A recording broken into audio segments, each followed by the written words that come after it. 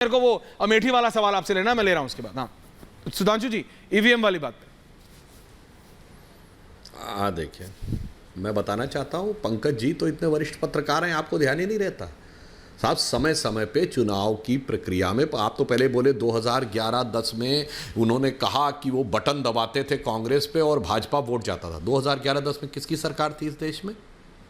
और उसके बाद चुनाव आयोग ने उसका संज्ञान भी नहीं लिया और ना कांग्रेस पार्टी ने इस पर कोई आपत्ति की। यहां बैठ के आप वो एक मनोहर सी कहानी सुना देंगे और देश की जनता को विश्वास होगा नहीं। हाँ, एक और बात कहता हूं, अब मैं एक और बात भी कहता हूं, ये बात सही है।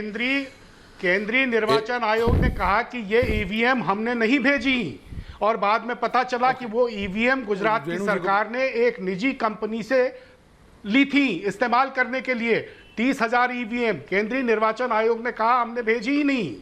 अब मैं आपको उस पोलिंग यूनिट का नंबर बता देता हूं, 12311/0905, क्या जिसमें ये गड़बड़ी पूरी तरह साफ। ओके पंकज जी, अभी समय कम है, पंकज जी समय कम है, क्विक मान्यवर कैसी बचकानी बातें करने लगते हैं कि प्राइवेट कंपनी ने ईवीएम बनाई, चुनाव आयोग ने कहा कि हमने भेजी नहीं और कार्रवाई कुछ नहीं की।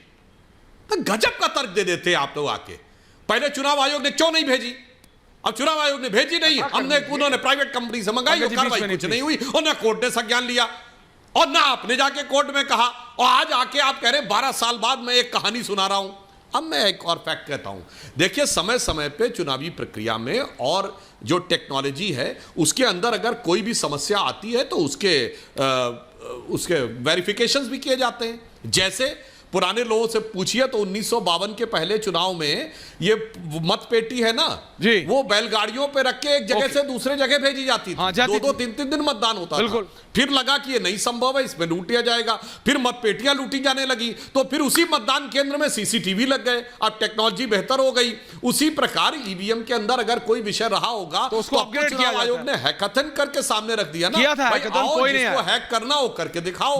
अब हैकाथन में जाएंगे नहीं मगर उसमें कोई आएगा नहीं और विदेश में जाके पत्रकार वार्ता करेंगे। सुधांशु जी एंड में इल्जाम लगाते हैं। सुधांशु जी एक मिनट, ऐश्वर्य जी एक लाइन बस कह दूं, जल्दी से मैं कह देता हूं। देखिए ईवीएम कैसा काम करती है। पंजाब में अच्छा काम करती है, हरियाणा में खराब हो जाती है, हिमाचल में अच्छा काम करती है, उत्तराखंड में खराब हो जाती है, यूपी में अच्छा काम नहीं करती है, दिल्ली में अच्छा काम करती है, राजस्थान और छत्तीसगढ़ में 2018 में अच्छा काम, 23 में गड़बड़। मगर क्या बताएं, सुनिए कर्नाटक में 2018 में सही गलत थी मगर 2023 में अच्छी हो गई, फिर बंगाल और तेलंगाना में अच्छी है, फिर गुजरात और महाराष्ट्र में खराब है, फिर आसाम में खराब है। ओके सुधांशु जी, ओके सुधांशु जी, ये आपका ये अभी आपका हैकाथॉन नहीं, अभी आपका मैराथन शुरू हो गया है। मनोज सिंह जी अमेठी। देखिए मेरे रिपोर्टर ने एमएलसी की, कांग्रेस के एमएलसी की रिकॉर्डेड बाइट भेजी है कैमरे पे कि राहुल हमको इशारा दिया है, राहुल गांधी आना है, यहां लड़ना है, उनका जो दफ्तर है उसी के अंदर घर है, उसको रंग रोगन कर दो।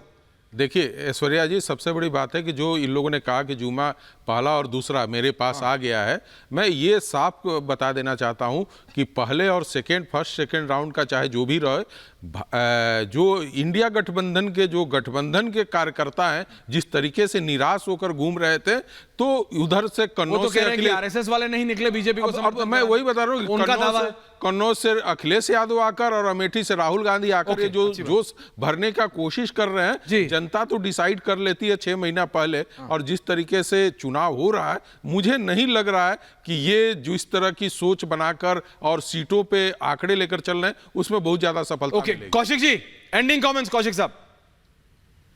नरेश जी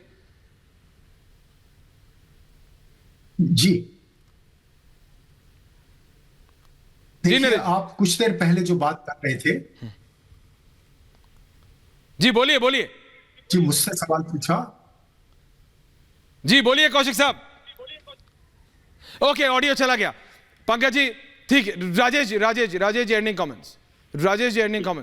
ऐश्वर्या जी एक बात सुनिए, आपने नसीमा जोगी के बारे में तो कह दिया, उन्होंने किताब लिखी। आडवाणी जी ने 2009 में बार चिल्ला के कहा कि जब तक ईवीएम है तब तक हम चुनाव जीत नहीं सकते।